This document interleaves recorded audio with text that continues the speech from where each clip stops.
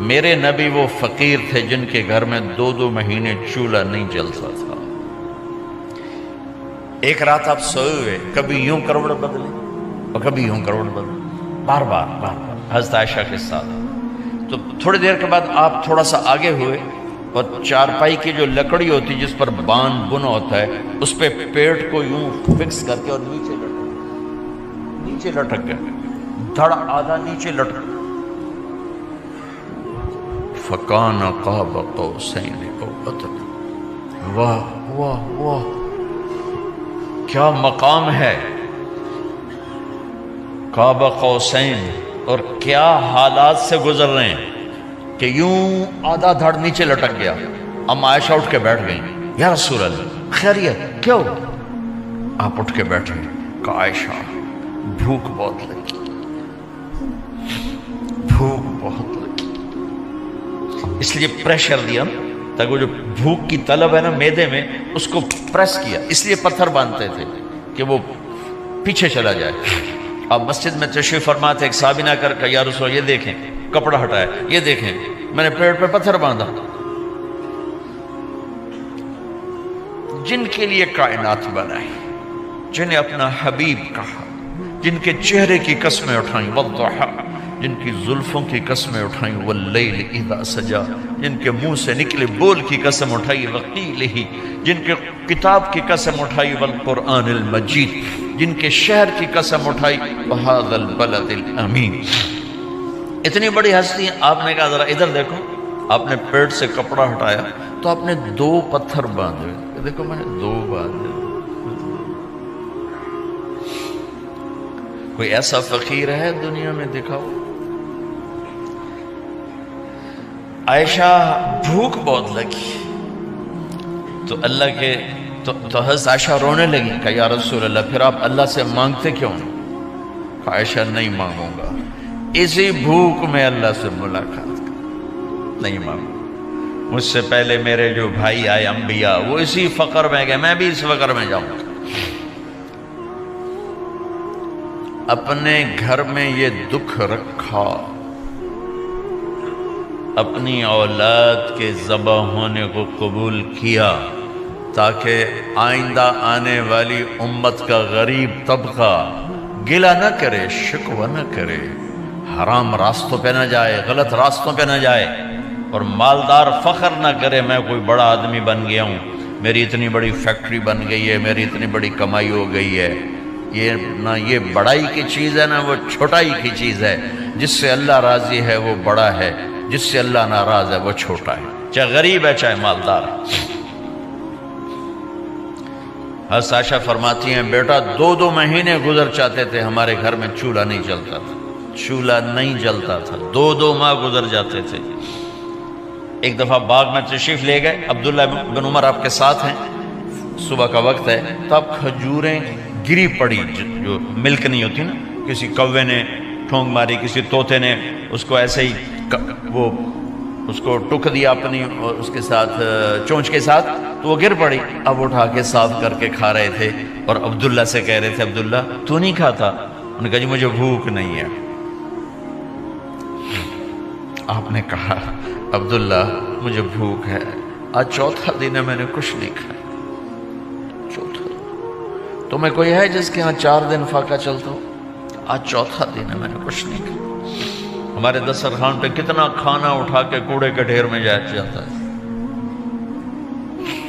آج 4 دن گزر چکے ہیں میں نے کچھ نہیں کھایا۔ هذه صبح رابعة ما ذقت شيئا، آج 4تھی صبح میرے اوپر طلوع ہوئی ہے، ایک لقمہ نہیں کھایا۔ آپ مسجد میں بیٹھے تھے، کعب بن عجرہ آئے تو آپ کو دیکھ کر ایسے کہنے لگے یا رسول اللہ مالی اراکا متغیر اللون، یا رسول اللہ آپ کا چاند سا چہرہ چمکتا آج مرجھایا ہوا کیوں نظر آ رہا ہے؟ تو آپ نے یوں دیکھ اپنے پیٹ پہ یوں انگلی رکھ کر کہا ما دخل جوفی ما يدخل جوف ذاتک منذ 3، کہا آج 3 دن گزر چکے ہیں، پیٹ میں ایک روٹی کا ذرہ داخل نہیں ہوا، ذرہ، لقمہ نہیں ذرہ، روٹی کا ایک ذرہ پیٹ میں داخل نہیں ہوا۔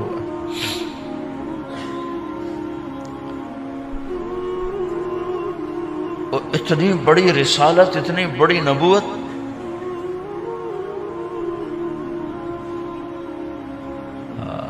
اپنی امت کے غریبوں کی تسلی کے لیے اور اپنی امت کے مالداروں کو سبق دینے کے لیے کہ اللہ رزق دے تو اپنی حیثیت نہ بھولو، اور اللہ نہ دے تو اپنے حبیب کی قربانی نہ بھولو.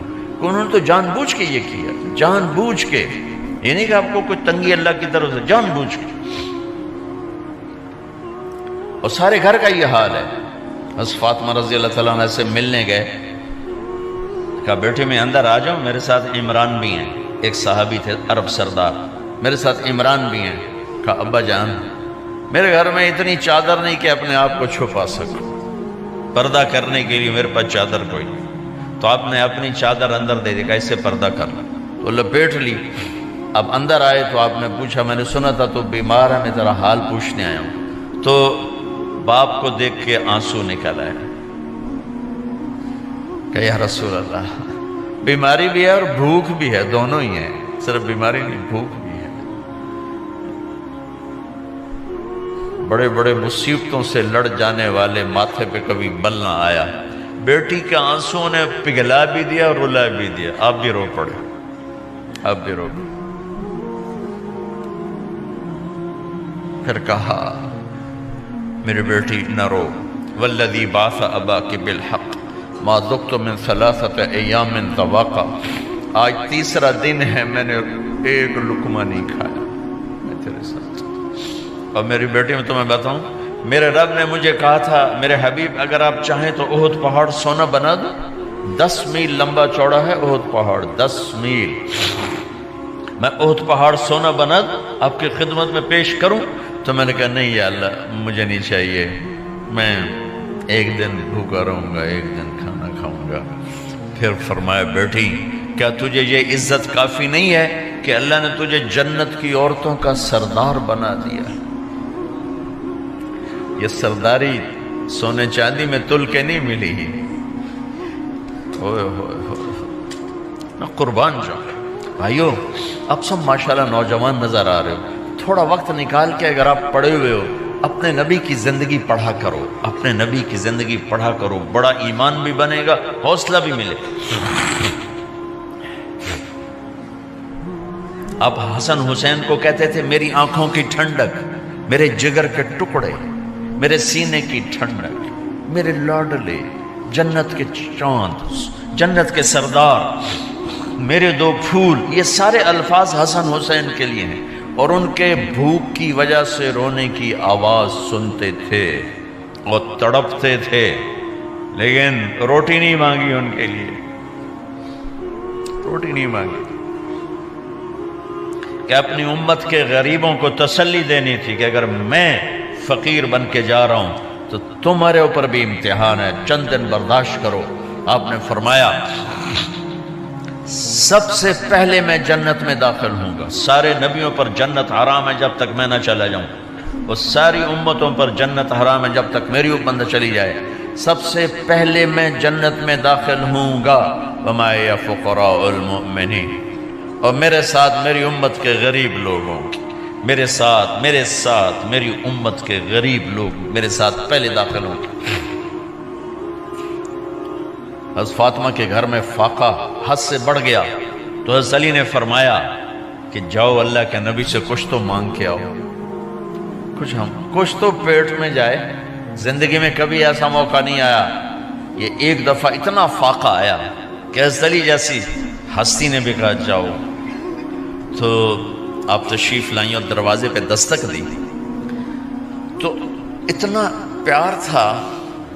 جب حضرت فاطمہ گھر میں داخل ہوتی، اللہ نے ہمیں اولاد کے ساتھ کیا سلوک کرنا ہے اللہ نے ہمیں اپنے نبی سے یہ بھی سکھایا.